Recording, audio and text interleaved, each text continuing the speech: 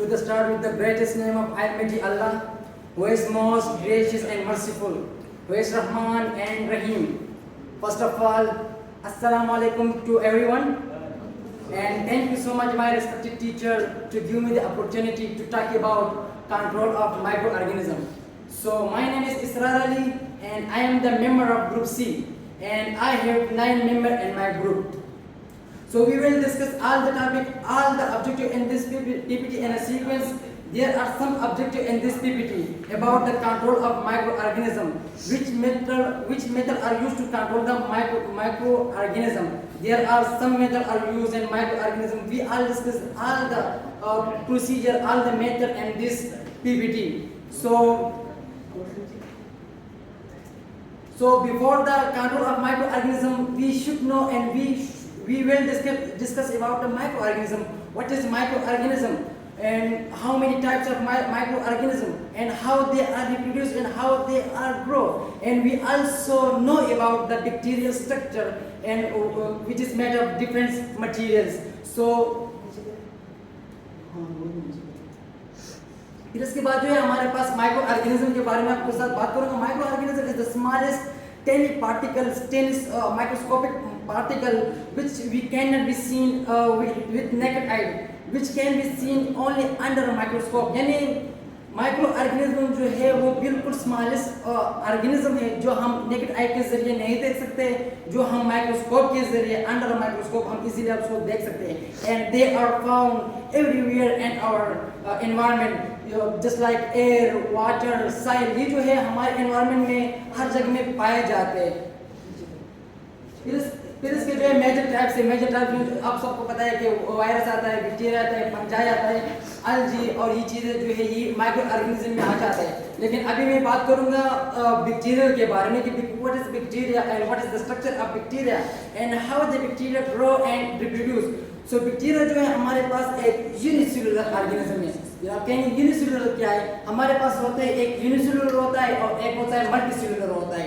Unicellular organism वो organism होता है जो एक ही सेल से बना होता है, और जिसका एग्जांपल जो है वो बैक्टीरिया है. और मल्टीसेलुलर ऑर्गेनिज्म वो ऑर्गेनिज्म होता है जो कि 2 या 2 से ज्यादा सेलों से बना होते हैं, जिसका एग्जांपल जो है वो ह्यूमन है. यानी बैक्टीरियल सेल जो है वो यूनिसेलुलर है और प्रोकैरियोटिक है. फिर आप कहेंगे प्रोकैरियोटिक क्या है? फिर प्रोकैरियोट और यूकैरियोटिक ऑर्गेनिज्म में भी डिफरेंस है. प्रोकैरियोटिक ऑर्गेनिज्म वो ऑर्गेनिज्म होते हैं जिसमें माइटोकाइंड्रिया एब्सेंट होता है, और इसमें जो है न्यूक्लियस जो है वो भी लैग होता है, और इसका एग्जांपल भी बैक्टीरिया है. और यूकैरियोटिक ऑर्गेनिज्म मल्टीसेलुलर होते हैं, यानी 2 या 2 से ज्यादा सेलों से बना होता है, और उसमें जो है न्यूक्लियस मौजूद होता है और माइटोकाइंड्रिया भी मौजूद होता है. सो हमारे पास जो बैक्टीरिया जो है, बैक्टीरिया हमारे पास ये जो है हमारे माहौल में हर जगह में पाए जाते हैं. लेकिन मैं बैक्टीरिया के स्ट्रक्चर के बारे में आप लोगों के साथ ये स्ट्रक्चर आप लोगों के साथ शेयर करना चाहता हूँ. ये जो आपको नजर आ रहा है, ये जो दाने टाइप का जो आपको नजर आ रहा है, ये बेसिकली राइबोसोम है. और राइबोसोम का जो फंक्शन है वो आप सबको पता है, प्रोटीन सिंथेसिस में काम करता है. फिर इसके बाद जो है ये न्यूक्लियर रीजन है, ये जो आपको रेड कलर में जो नजर आ रहा है ये न्यूक्लियर रीजन है. बेसिकली यहाँ पे जो है क्रोमोसोमल डीएनए लोकेटेड होता है. फिर ये जो आपको हेड टाइप जो नजर आ रहा है ये फिमराई है, उसको हम पिलाई भी कहते हैं. यानी फिमराई और पिलाई जो बेसिकली ये स्पेशल सेक्स सेल है, ये बैक्टीरिया का, यानी ये 2 बैक्टीरिया के दरमियान डीएनए का ट्रांसफॉर्मेशन का काम करता है, तबादला करता है. और बाज़ औक़ात बहुत ही कम टाइम, बहुत ही माइनॉरिटी टाइम में ये जो है मोमेंट में मदद देता है. और मेजॉरिटी जो मोमेंट में मदद देता है वो बैक्टीरियल फ्लाजेला है, जो कि ये कैप्सूल से निकले हुए ये हेयर लाइक स्ट्रक्चर है, ये बैक्टीरियल फ्लाजेला है. और बैक्टीरिया का जो मोमेंट करता है उसको हम लोकोमोशन करता है, यानी एक जगह से दूसरी जगह जो जाता है वो इसी फ्लैजेला के जरिए दूसरी जगह तक अपने लोकोमोशन करता है. ये जो फिर आपको नजर आ रहा होगा ये प्लाज्मिक डीएनए, ये वाला ये है प्लाज्मिक डीएनए. इसका क्या काम है? ये है एंटीबायोटिक रेजिस्टेंट. यानी जो भी एंटीबायोटिक, जाहिर सी बात है ये जो बैक्टीरिया होती है ये हमारे ह्यूमन बॉडी के अंदर जाता है. जब हमारे बॉडी के अंदर जाता है तो ये तो फिर इसके बाद हम कोई भी एंटीबायोटिक यूज करते हैं, वो एंटीबायोटिक बैक्टीरिया के लिए तो नुकसानदेह है ना. तो वो डीएनए प्लाज्मिक डीएनए जो है वो एज ए रेजिस्टेंट काम करता है, वो एंटीबायोटिक को अपने अंदर आने नहीं देता। ये बेसिकली जो फंक्शन है वो प्लाज्मिक डीएनए का है। फिर इसके बाद जो सबसे आखिर में जो आपको मेम्ब्रेन नजर आ रहा है ये वाला, ये जो है इसको हम कैप्सूल कहते हैं। कैप्सूल बेसिकली उसका फंक्शन क्या है, वो प्रोटेक्शन प्रोवाइड करता है बैक्टीरियल सेल को। दूसरे नंबर पे जो आपको नजर आ रहा है ये जो है सेकंड मेम्ब्रेन जो है इसको हम सिल वॉल कहते हैं। सिल वॉल भी सेम जो है प्रोटेक्शन प्रोवाइड करती है और शेप प्रोवाइड करती है बैक्टीरियल सेल को। फिर ये जो है येलो टाइप जो आपको नजर आ रहा है ये प्लाज्मा मेम्ब्रेन है।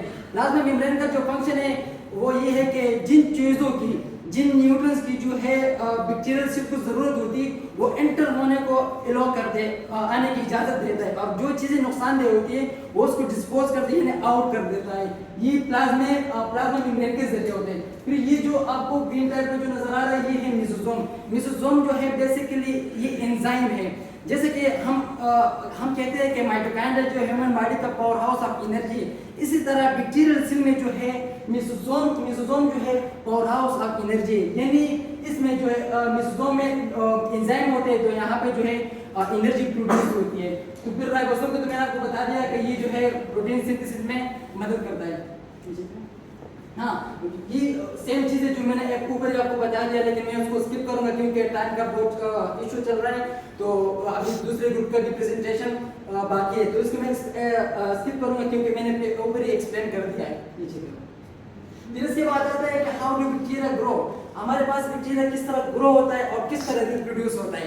यानी बैक्टीरिया जो है हमारे पास इसका जो नंबर है वो इंक्रीज हो जाता है। इसमें बाइनरी फिजन होते हैं, लेकिन फिर आप लोग कहेंगे बाइनरी फिजन क्या होता है। लेकिन बाइनरी फिजन से पहले हमें ये पहचानना होगा, ये जानना होगा, ये जो डेमोंस्ट्रेट करना होगा कि रिप्रोडक्शन सिस्टम के बारे में, ये रिप्रोडक्शन प्रोसेस क्या होते हैं। सबसे पहले I want to give you a general overview about reproduction. So reproduction जो है हमारे पास एक ऐसा बायोलॉजिकल प्रोसेस है जिसमें कोई भी